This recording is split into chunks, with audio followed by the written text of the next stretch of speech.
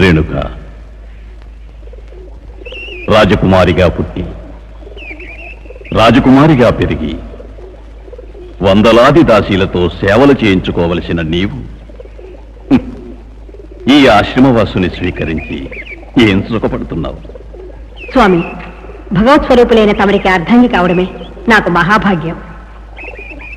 రేణుక, కుమారులు ఎవరూ కనిపించరే?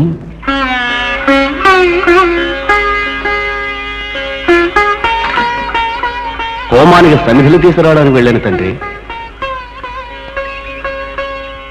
శివలింగాన్ని అభిషేకించడానికి తేనె తెచ్చాను తండ్రి. పూజకు పుష్పాలు తేవడానికి వెళ్ళాను తండ్రి. ఓ, బహు సంతోషం పుత్రులారా. భక్తియే మనందరి ప్రథమ కర్తవ్యం. అదే ఆ సదాశివుని సాక్షాత్కారానికి మూలాధారం. అన్నట్టు మీ ముద్దుల తమ్ముడు భార్గవుడెక్కడా? ఓం నమః శివాయ, ఓం నమః శివాయ, ఓం నమః శివాయ, ఓం నమః శివాయ, ఓం నమః శివాయ, ఓం నమః శివాయ, ఓం నమః శివాయ. భార్గవ వత్స భార్గవరామ,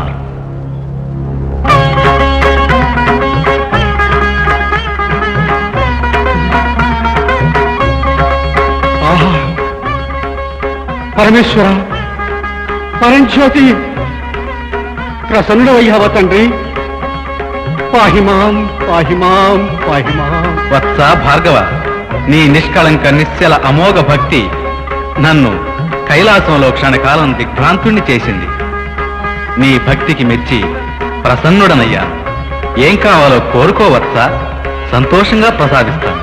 దేవదేవ, అఖిలాండ కోటి బ్రహ్మాండ నాయక, జగదీశ్వర, జగద్రక్షక, నీ దివ్య దర్శనమే నాకు మహాభాగ్యం. ఈ మహాభాగ్యం కంటే మహత్తరమైన మరే భాగ్యము నాకు అవసరం లేదు తండ్రి. నువ్వు మాటల్లో మహాజానవు. నీ మాటలకు నేను ముగ్ధుడైపోయాను వత్సా. భార్గవ, నీవు కోరకపోయినా ఏదైనా ఒకటి ప్రసాదించాలని నా మనసు ప్రేరేపిస్తోంది. అందువలన ఈ పరశువును సంతోషకానుగా నేను నీకు ప్రసాదిస్తున్నాను. దీనితో జగత్తులో ధర్మాన్ని రక్షించు. ఎలాంటి సందర్భం ఏర్పడినా అధర్మానికి ఆశ్రయం ఇవ్వకు. ధర్మానికి విరుద్ధమైన కార్యాన్ని ఎవరు పాటించినా వాళ్ళు ఈ పరశువుకు ఆహుతి కాగలరు. నీ వలన లోక కళ్యాణం జరుగుతుంది. లోకము నిన్ను సన్మానిస్తుంది. మహాప్రసాదం తండ్రి. నిజం?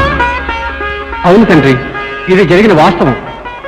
భార్గవ, భార్గవరామ, నా ముద్దుల కుమార, ఎందరో జ్ఞానులు అశేషకాలం అనంత భక్తితో భగవంతుణ్ణి ఆరాధించిన వాళ్ళకి లభ్యం కాని ఆ పరమభాగ్యం నీకు లభ్యమైంది కదూ. కుమార, నువ్వెంతటి భాగ్యశాలి. నీలాంటి పుత్రుణ్ణి పొందినందుకు నా జన్మ చరితార్థమైంది, చరితార్థమైంది. నన్ను ఆశీర్వదిస్తుంటే.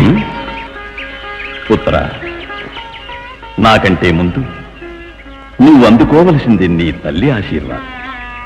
తల్లిని మించిన దైవం లేదని నీకు తెలియదా?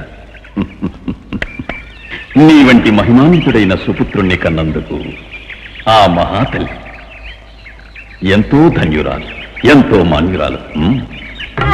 నన్ను ఆశీర్వదించు మాత. అఖండ విజయ ప్రాప్తిరస్తు. నిన్ను కొనియాడ నాకు మాటలు చాలడం లేదు.